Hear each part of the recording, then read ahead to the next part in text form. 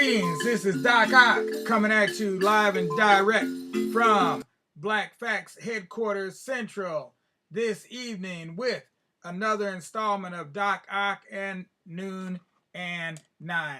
And for the first time out of 600 plus live streams, I missed my 12 o'clock live stream. Only because I stayed up all last night working on my noon live stream. And by the time I got done, I was,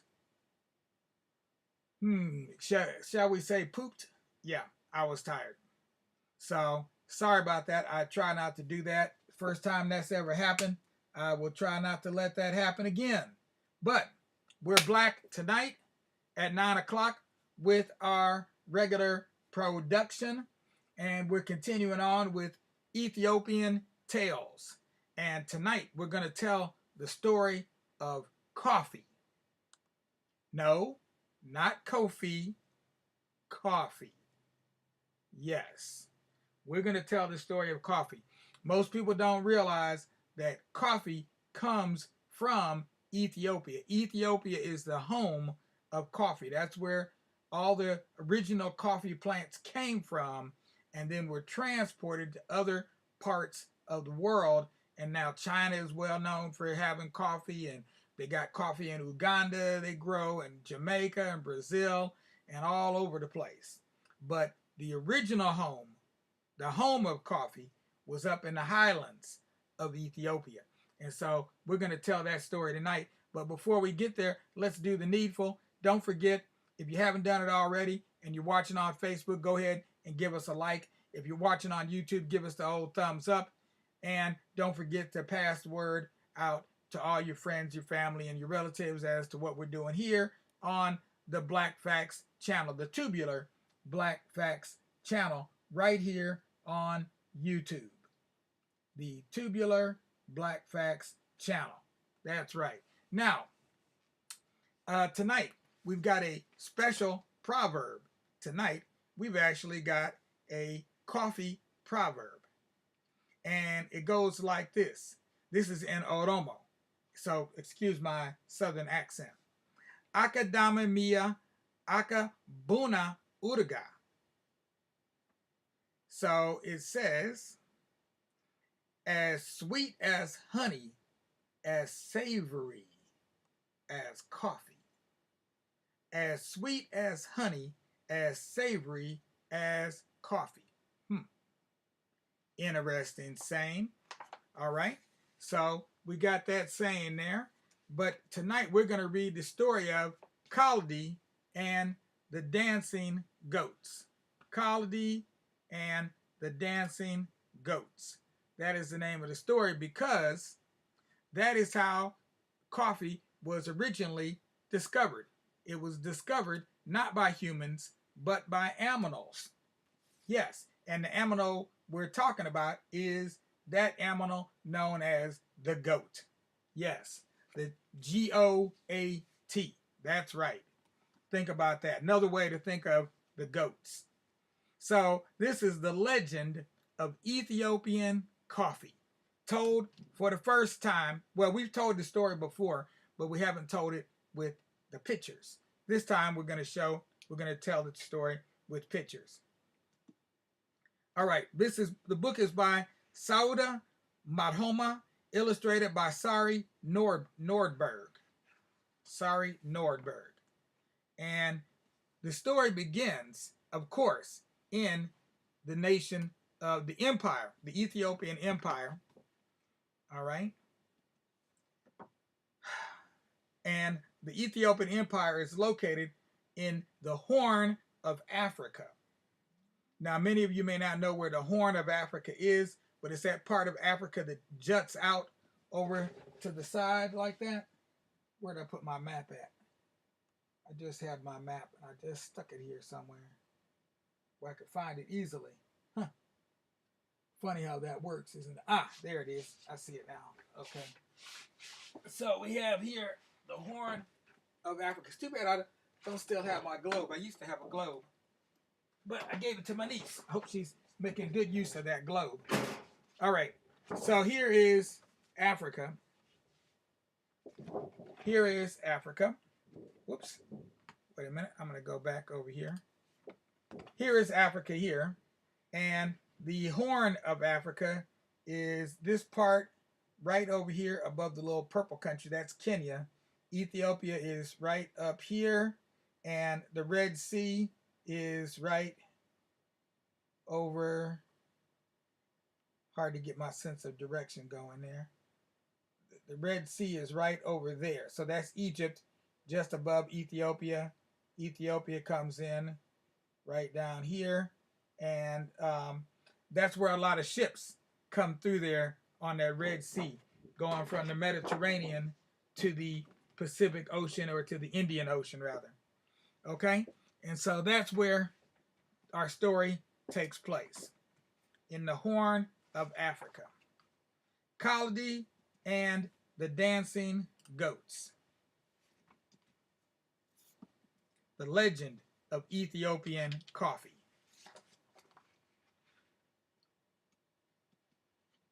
A long, long time ago, in a little village far, far away in the Kaffa region of Ethiopia, there lived a brave young man who worked hard to help his family, but he was also a dreamer.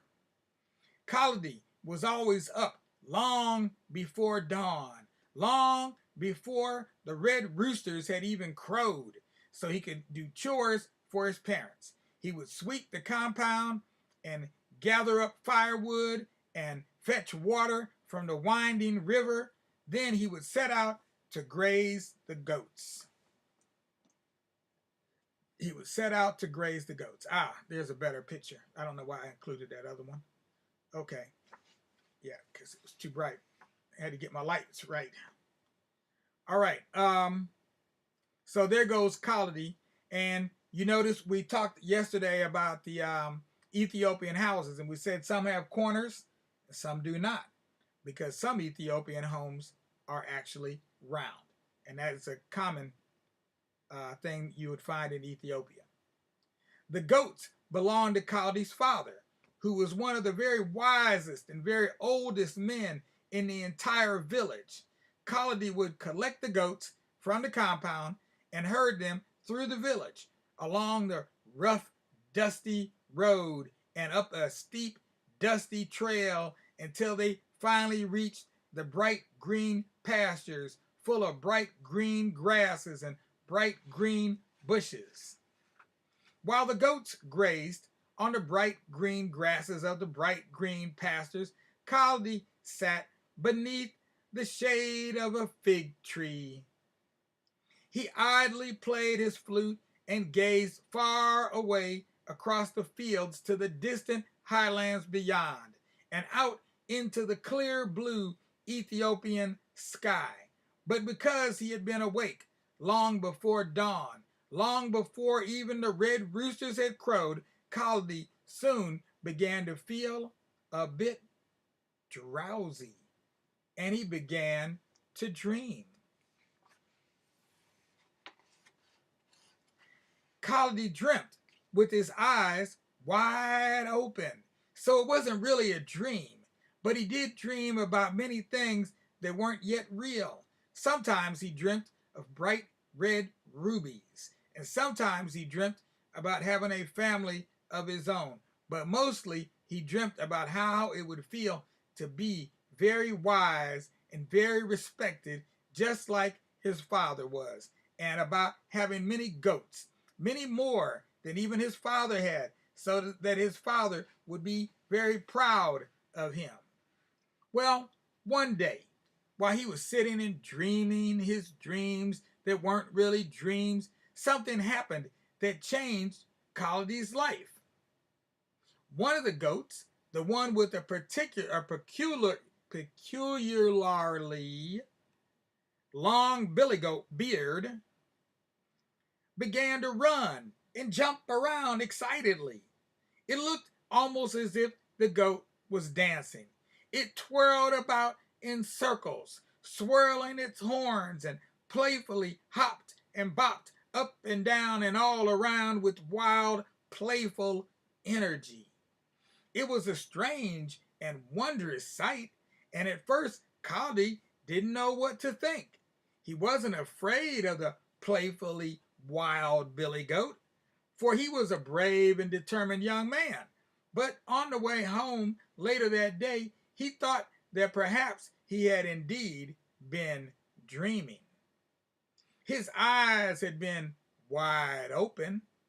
Of that he was certain. But who ever heard of a dancing billy goat?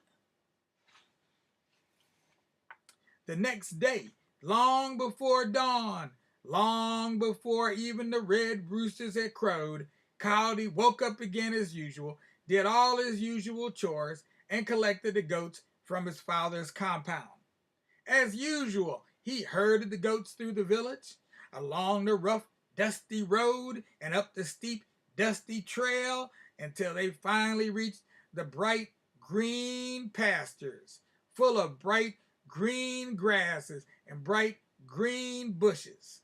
Then Coyote closely watched that peculiar billy goat, the one with the peculiarly long billy goat beard and with the peculiarly long billy goat horns. Coyote watched it, and he watched it, and he watched it some more, and followed it everywhere it went. For he was determined to find out what had made the billy goat dance. How did that happen? Coyote watched, and he followed, and he followed, and he watched, and he watched, and he followed, and then he followed, and he watched a little bit more. But nothing much happened. He sat beneath a fig tree for a short rest. Soon his gaze wandered far away across the fields, to the distant highlands beyond, and out into the clear blue Ethiopian sky. And soon, because he had been awake long before dawn, long before even the red roosters had crowed, he felt he was starting to feel a little bit sleepy. And then he began again to dream his dreams that weren't really dreams. Oh, so sorry. We'll have to end our story there, but we will pick up from there tomorrow. As right now, it's time for all you little children to have some real dreams. So I'd like each and every one of you to take your little heads and put it on your little pillow, on your little bed, and close those your eyes while you wait for that sun to rise. And maybe you might get up before the red roosters crow, or the police sirens blare, or the telephone starts to ring, or the TV gets turned on, or whatever sound it is that wakes you up in the morning. And when you do hear those things that tell you it's time to rise and shine, oh children of mine, I want you to get on up and not only face the day, but grab the day by the horns and shake it real good, and then do a little dance. Do your billy goat dance. Do your billy goat dance. Like a billy goat gruff. Meanwhile, all you adults out there, you know what we like you to do. Number one, give us a like if you haven't already, and you're watching on Facebook. Give us a thumbs up if you're watching on YouTube. And last but not least, this is time now. Beginning of the month, it's time to go ahead and make another donation. If you have not already, you can become a sustaining member by making a recurring donation, and you can do it right through Facebook. Go to your notifications list if you're on your mobile. If you're on your laptop or your desktop, just look right below each and every one of our live streams. There's a link right below where you can make a donation, or you can actually go to our website at www.blakfacts.org is where you'll find me. And as you will see, I put that link right below in the description area for all of our live streams on YouTube. So you have a number of places you can find a link. So time for you to do a little bit less thinking and a whole lot less winking and absolutely no blinking, and just go ahead and press that button. That's what we need you to do. Press that button, make that move. $5, $10, $15, $20 donations, all those are acceptable amounts. And we would very much appreciate it because it'll help us continue to do what we do and hire on some help so we don't have to do all the work ourselves. Meanwhile, we'll be back tomorrow with our usual, because it's the weekend, we'll be back tomorrow with our usual, not a live stream at noon, but we'll do a weekly rewind. So look for that. It'll be called, for the one for this hour, it'll be on Sunday. The one for the 9 o'clock, the noon live streams, that one will be on Saturday. And that one will be called Ethiopian History 101 or Ethiopian 101. The other one will be called Ethiopian Tales. So look for those playlists on Facebook or YouTube. Check them out. We'll be adding new material every single week. Every weekend we add new material. So there's always something new to see there. We'll include videos of other people talking about the topics of interest, etc. All right. So with that, we will say adieu, or even better, tuta onana, which means until we meet again. Peace out without a doubt. Of course, with justice, we're going to wave to Leroy Jackson and Angie Bryant. Thank y'all very much for tuning in tonight. And I hope you check the rewind on the weekend, because we're going to have a fantabulous rewind on Saturday and Sunday, noon on both days, Saturday and Sunday. Peace out without a doubt, y'all. Of course, with justice, because anything less disgusts us. You know we don't like being disgusted.